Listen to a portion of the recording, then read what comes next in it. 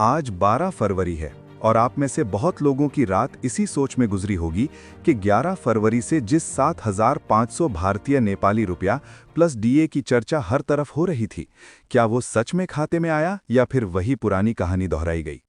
मैं इस पूरे मामले को बिल्कुल साफ और जमीन पर उतरकर समझाऊंगा, ताकि आप भावनाओं में बहकर किसी गलत दावे पर भरोसा ना करें और साथ ही अपने हक की लड़ाई में सही दिशा में मजबूत रहें।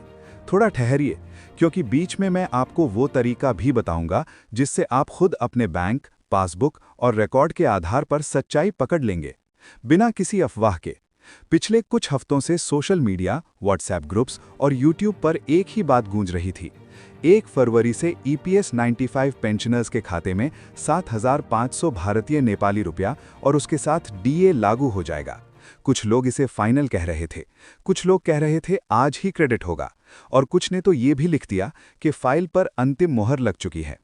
इसी के साथ एक नाम बार बार सामने आया, नेशनल एजिटेशन कमेटी और उसके चीफ कमांडर अशोक रावत। कहा गया कि सालों की तपस्या रंग लाई, कि लाखों बुजुर्गों की आवाज आखिरकार सरकार तक पहुंची और अब फैसला ऐतिहासिक होने वाला है।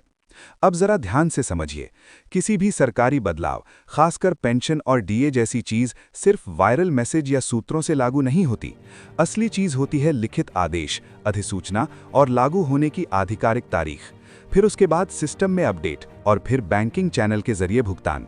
इसलिए अगर 1 फरवरी को किसी के खाते में वही पुरानी रकम आई, तो उसका मतलब ये जरूरी नहीं कि फैसला नहीं हुआ, और अगर किसी के खाते में रकम बढ़कर दिखी, तो उसका मतलब ये भी जरूरी नहीं कि सबके लिए तुरंत ही लागू हो गया।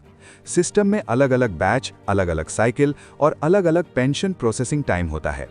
इसी वजह से आज 2 फरवरी को सबसे जरूरी है शांति से तथ्यों के आधार पर देखना कि असल में क्या हुआ और क्या नहीं हुआ। अब आते हैं उस मुख्य दावे पर। 7,500 भारतीय नेपाली रुपया प्लस डीए। यहाँ 2 हिस्से हैं। पहला, न्यूनतम पेंशन को 7,500 भारतीय नेपाली रुपया तक बढ़ाना, दूसरा उस पर डीए जोड़ना। ये दोनों मांगे लंबे समय से उठती रही हैं, क्योंकि महंगाई के इस दौर में दवा, राशन, किराया, इलाज सब कुछ कई गुना बढ़ गया है। बहुत से बुजुर्गों की पेंशन इतनी कम है कि सम्मान से जीवन चलाना मुश्किल हो जाता है। इसी दबाव ने आंदोलन को तेज किया और इसी आंदोलन को नेतृत्व देने वालों में अशोक रावत का नाम लगातार लिया जाता रहा है।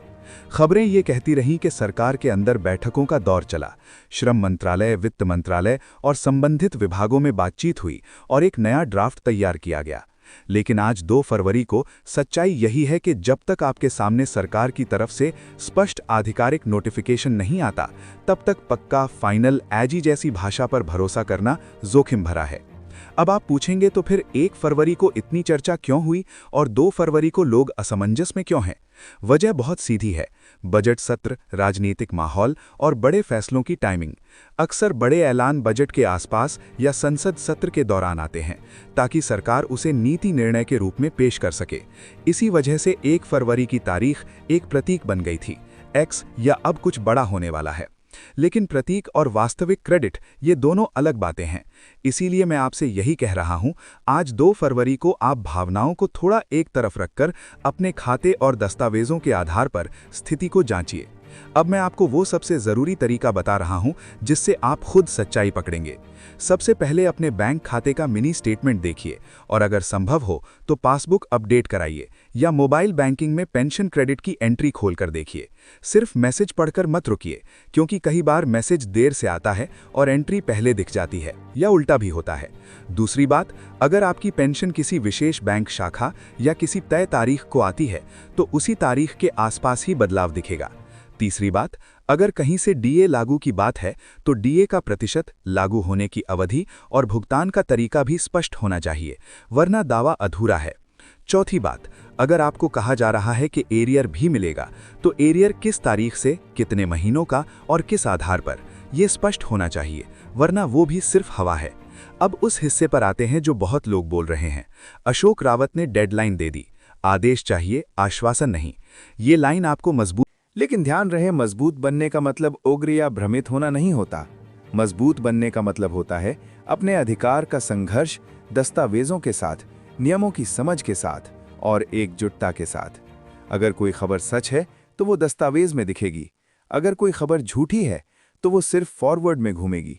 और जो लोग बार बार बस 2 घंटे में क्रेडिट, बस आज रात तक एक अभी घोषणा कहते हैं, उनका मकसद कई बार सिर्फ व्यूज, सनसनी या भ्रम फैलाना भी हो सकता है।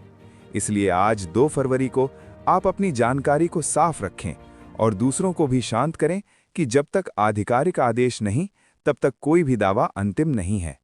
अब मैं एक और महत्वपूर्ण बात कहूंगा। बहुत लोग पूछ रहे हैं, क्या सभी को फायदा मिलेगा या सिर्फ कुछ पेंशनर्स को?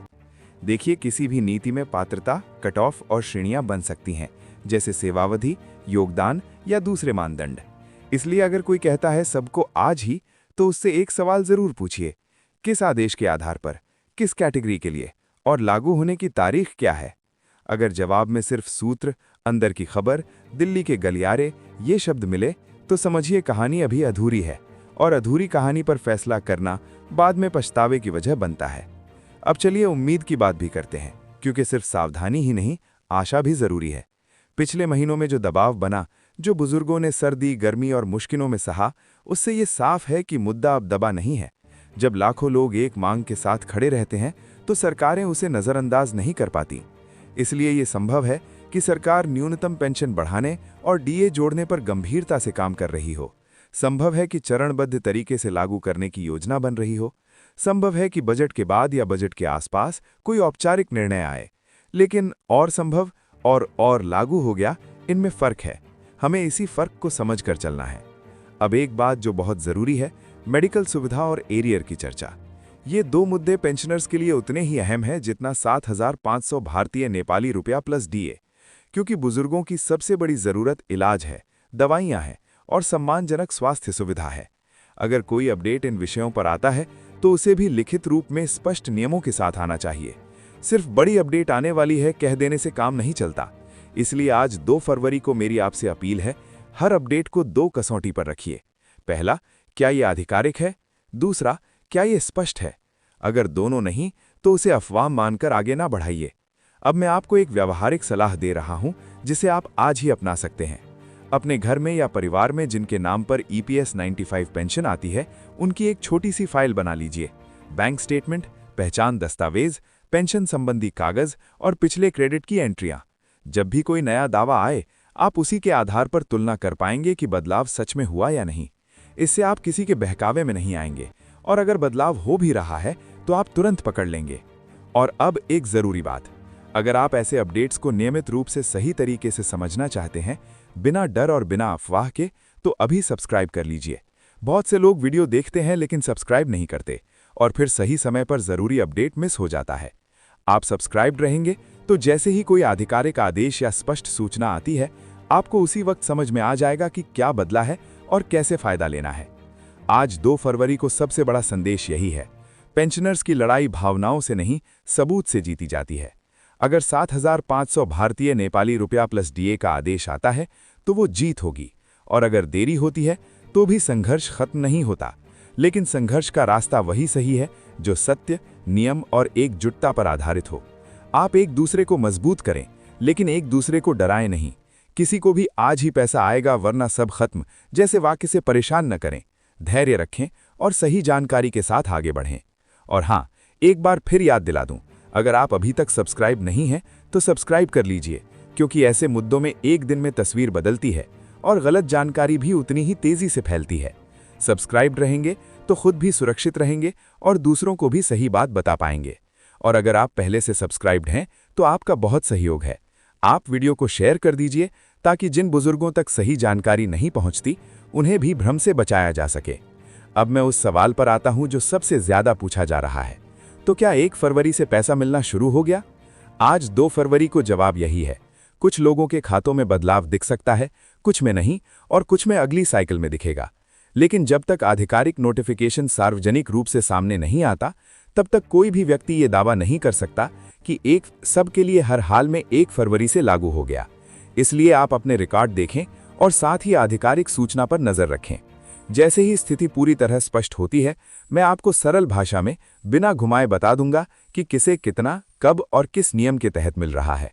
अगर आपको ये तरीका उपयोगी लगा हो तो अभी सब्सक्राइब कर लीजिए और नोटिफिकेशन ऑन रखिए ताकि अगला अपडेट आप मिस ना करें।